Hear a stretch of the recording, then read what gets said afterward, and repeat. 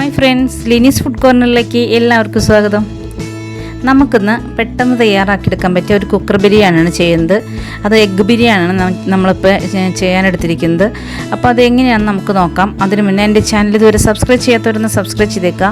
തൊട്ടടുത്ത ബെല്ലൈക്കനും കൂടി ഒന്ന് പ്രസ് ചെയ്യുക. പിന്നെ ഞാൻ എല്ലാ ദിവസവും രാവിലെ 6 മണിക്ക് വീഡിയോസ് അപ്ലോഡ് ചെയ്യുന്നുണ്ട്. അതിൻ്റെ നോട്ടിഫിക്കേഷൻസ് നിങ്ങൾക്ക് കിട്ടുന്നതിന് വേണ്ടി ഓൾ എന്ന ഓപ്ഷനും കൂടി ഒന്ന് പ്രസ് ചെയ്തേക്കുക. അപ്പോൾ നമുക്ക് വീഡിയോയിലേക്ക് പോകാം. ഞാനിവിടെ കുറച്ച് ഇഞ്ചി, അതുപോലെ കുറച്ച് വെളുത്തുള്ളി, ഒരു 2 സവാള, പിന്നെ കുറച്ച് വേപ്പില, 4 പച്ചമുളക്, ഇതെല്ലാം കൂടി മിക്സിയുടെ ജാറിലിട്ട് ഒന്ന് ക്രഷ് ചെയ്തെടുത്തിട്ടുണ്ട്. ബിരിയാണിക്ക് മസാല തയ്യാറാക്കാൻ വേണ്ടിയിട്ട് ഞാനിവിടെ 7 താറാമുട്ടയാണ് എടുത്തത്. അത് പുഴുങ്ങി തൊണ്ടൊക്കെ കളഞ്ഞ് ഇതുപോലെ വരഞ്ഞെടുത്ത് വെച്ചിട്ടുണ്ട്. ഇതിലേക്ക് നമുക്ക് കുറച്ച് മഞ്ഞൾപ്പൊടി ഇട്ട് കൊടുക്കാം, 1/4 സ്പൂൺ മുളക് പൊടി ഇട്ട് കൊടുക്കാം, 1/2 സ്പൂൺ ഗരം മസാല ഇട്ട് കൊടുക്കാം,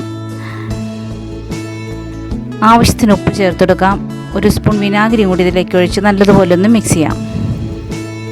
എന്നിട്ട് മസാലയൊക്കെ വരഞ്ഞു വെച്ചിരിക്കുന്ന വെടുകളിലേക്ക് ശരിക്കൊക്കെ ഒന്ന് ആക്കി കൊടുക്കാം. ഇതൊന്ന് നമുക്ക് ഇനിയൊന്ന് വെളിച്ചെണ്ണയിലിട്ട് ഒന്ന് ചൂടാക്കി എടുക്കണം. അതിനുവേണ്ടി ഞാൻ തവയിൽ കുറച്ച് വെളിച്ചെണ്ണ ഒഴിച്ചിട്ടുണ്ട്. അതിലേക്ക് നമുക്കിതിട്ട് ഒന്ന് ചൂടാക്കിയെടുക്കാം. ഒത്തിരി അങ്ങ് ഫ്രൈ ആവണ പോലെ ആവരുത്. ആ വൈറ്റ്സൊക്കെ ശരിക്കും അങ്ങ് റബ്ബർ പോലെ ആവും. അങ്ങനെ ആയി പോകരുത്. ആ മസാല മാത്രം ഒന്ന് നേരി ഫ്രൈ ആയി കിട്ടിയാൽ മതി. അപ്പോൾ ആ വിടവുകളിലേക്കൊക്കെ ശരിക്കും മസാല ഇറങ്ങി നല്ല ടേസ്റ്റായിരിക്കും.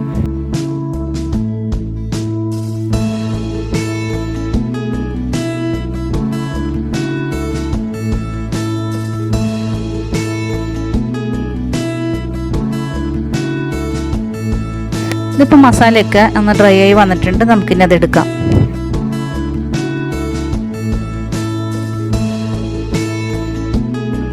ഈ സെയിം ഓയിൽ വെളിച്ചെണ്ണയിലേക്ക് തന്നെ നമുക്ക് നമ്മൾ ക്രഷ് ചെയ്ത് വെച്ചേക്കണ ആ സവാള, ഇഞ്ചി, പച്ചമുളകിൻ്റെ ഒക്കെ വെളുത്തുള്ളിയുടെയൊക്കെ കൂട്ടുണ്ടല്ലോ, അത് നമുക്ക് ഇട്ട് കൊടുക്കാം.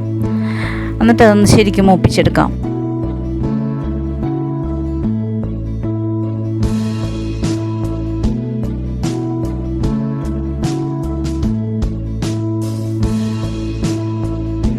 ഇതിലേക്ക് ഞാൻ 4 സവാള അരിഞ്ഞ് വെച്ചിട്ടുണ്ട്. അതും കൂടി ഇതിലേക്ക് ചേർത്ത് കൊടുക്കാം. അത് ശരിക്കും വഴണ്ട് വന്നിട്ടുണ്ട്. ലൈറ്റ് ബ്രൗൺ ഷെയ്ഡ് ആവുന്ന ഒരേ വഴറ്റണം. വഴണ്ട് വന്നിട്ട് അതിലേക്ക് നമുക്കൊരു തക്കാളി അരിഞ്ഞിട്ട് കൊടുക്കാം. കുറച്ച് മല്ലിയിലയും പുതിനയിലയും കൂടി ചേർത്ത് കൊടുക്കാം. തക്കാളിയിലെ വെള്ളമൊക്കെ മാറി നല്ലതുപോലെ ഒന്ന് വഴണ്ട് വന്ന് കഴിയുമ്പോൾ, ആ പച്ചപ്പൊക്കെ മാറിക്കഴിയുമ്പോൾ നമുക്കതിലേക്ക് ഒരു 2 സ്പൂൺ ബിരിയാണി മസാല ഇട്ട് കൊടുക്കാം. കൂടെ 1/2 സ്പൂൺ മഞ്ഞൾപ്പൊടി ഇട്ട് കൊടുക്കാം, 1 സ്പൂൺ കുരുമുളക് പൊടി ഇട്ട് കൊടുക്കാം, ഒരു 1/4 സ്പൂൺ മുളക് പൊടി ഇട്ട് കൊടുക്കാം, 1 സ്പൂൺ മല്ലിപ്പൊടി ഇട്ട് കൊടുക്കാം. എന്നിട്ട് നല്ലതുപോലെ വഴറ്റിയെടുക്കുക. ഒരു 3 മിനിറ്റോളം ശരിക്കും ഒന്ന് വഴറ്റി കൊടുക്കുക.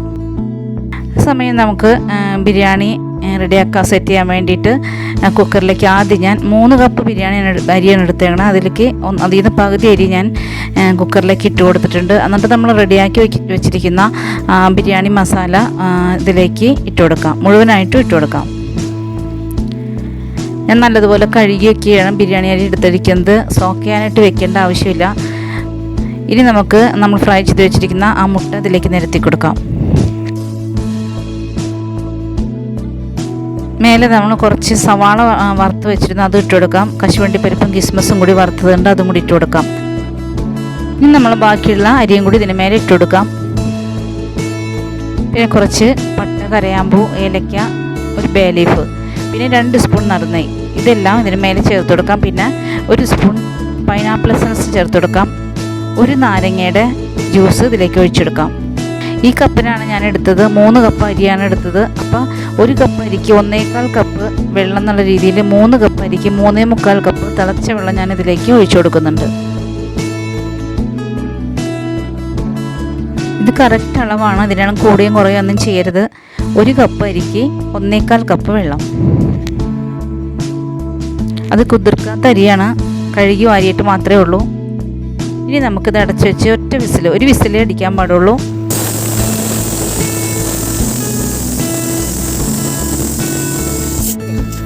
ഒരു വിസിലടിച്ച് ഞാൻ സ്റ്റവ് ഓഫ് ചെയ്തിട്ടുണ്ട്. ഇനി ആ വെയിറ്റ് വീഴുമ്പോഴേക്കും നമുക്ക് അതിനുള്ള സലാഡ് തയ്യാറാക്കിയെടുക്കാം. 2 സവാള, അതുപോലെ 1 തക്കാളി, 1 കുക്കമ്പർ, 2 പച്ചമുളക്, കുറച്ച് വേപ്പില, 1 കപ്പ് തൈര്, ഇനി ആവശ്യത്തിന് ഉപ്പ്.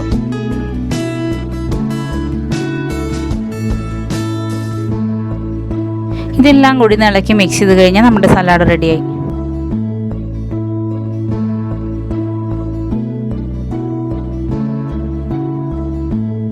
ഇപ്പോൾ നമ്മുടെ കുക്കറിൻ്റെ വെയിറ്റ് വീണിട്ടുണ്ട്. ഇനി നമുക്കതൊന്ന് തുറന്ന് നമ്മുടെ ബിരിയാണി എങ്ങനെയായി എന്നൊന്ന് നോക്കാം. നല്ല കറക്റ്റായി വന്നിട്ടുണ്ട്. ഒത്തിരി അളിഞ്ഞൊന്നും പോയിട്ടില്ല, അതുമല്ല വേവാതിരുന്നിട്ടില്ല. കറക്റ്റ് അളവിൽ നമുക്ക് ബിരിയാണി കിട്ടിയിട്ടുണ്ട്. ഇതിൻ്റെ ബേ ലീഫും അതുപോലെ പട്ടയൊക്കെ നമുക്ക് എടുത്ത് മാറ്റാം. എന്നിട്ട് ഫോർക്ക് വെച്ച് മാത്രം ഇതൊന്ന് ഇളക്കി കൊടുക്കാം. എന്നിട്ട് നമ്മൾ ആ വിടർത്തി കൊടുക്കണ റൈസ് എടുത്തുകൊണ്ടിരിക്കണം. നമുക്ക് വേറൊരു പാത്രത്തിലേക്ക് ഒന്ന് പകർത്തി കൊടുക്കാം. എടുക്കുന്നതനുസരിച്ച് നമുക്ക് ഫോർക്ക് വെച്ച് ഒന്ന് റൈസ് ഒന്ന് വിടർത്തിയിട്ട് കൊടുക്കണം. കയ്യിൽ വെച്ച് വിടർത്തരുത്.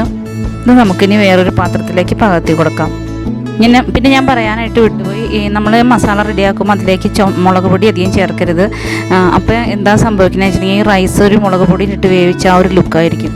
അതുകൊണ്ടാണ് ഞാൻ 1/4 സ്പൂൺ മുളക് പൊടി മാത്രം ചേർത്തത്. എരിവിന് വേണ്ടി കുരുമുളക് പൊടി അതുപോലെ പച്ചമുളക് എന്നിവ ചേർക്കാം. നമുക്ക് പെട്ടെന്ന് അധികം ചിലവൊന്നുമില്ലാതെ നല്ലൊരു ബിരിയാണി കഴിക്കാം ഇതുപോലെ ചെയ്ത് കഴിഞ്ഞിട്ടുണ്ടെങ്കിൽ. അപ്പോൾ എല്ലാവർക്കും ഇത് ചെയ്ത് നോക്കണം, ഇഷ്ടപ്പെടാതിരിക്കില്ല. പക്ഷെ ഞാൻ ഈ പറഞ്ഞ അളവിൽ മാത്രമേ വെള്ളം എടുക്കാൻ പാടുള്ളൂ. കൂടുതൽ എടുക്കരുത്, കുറവ് ആക്കരുത്. കറക്റ്റ് 1 കപ്പ് അരിക്ക് 1.25 കപ്പ് തിളച്ച വെള്ളം, ആ ഒരു അളവിൽ നമ്മൾ എടുത്തു കഴിഞ്ഞാൽ കറക്റ്റായിട്ട് കിട്ടും. അതും ഒരു വിസിലടിക്കുമ്പോൾ തന്നെ ഓഫ് ചെയ്യണം, കൂടുതൽ നേരം വെക്കരുത്. അതുപോലെ വെയിറ്റ് വീണ ഉടനെ നമുക്ക് തുറന്ന് നോക്കുകയും വേണം.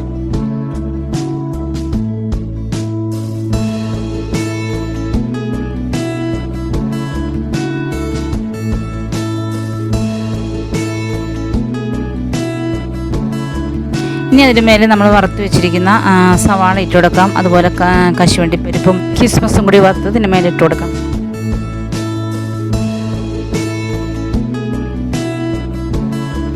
അപ്പോൾ നമുക്ക് അധികം ചിലവില്ലാതെ എളുപ്പം തയ്യാറാക്കിയെടുക്കാൻ പറ്റുക, അതായത് കുക്കർ എഗ്ഗ് ബിരിയാണി തയ്യാറായി കഴിഞ്ഞു.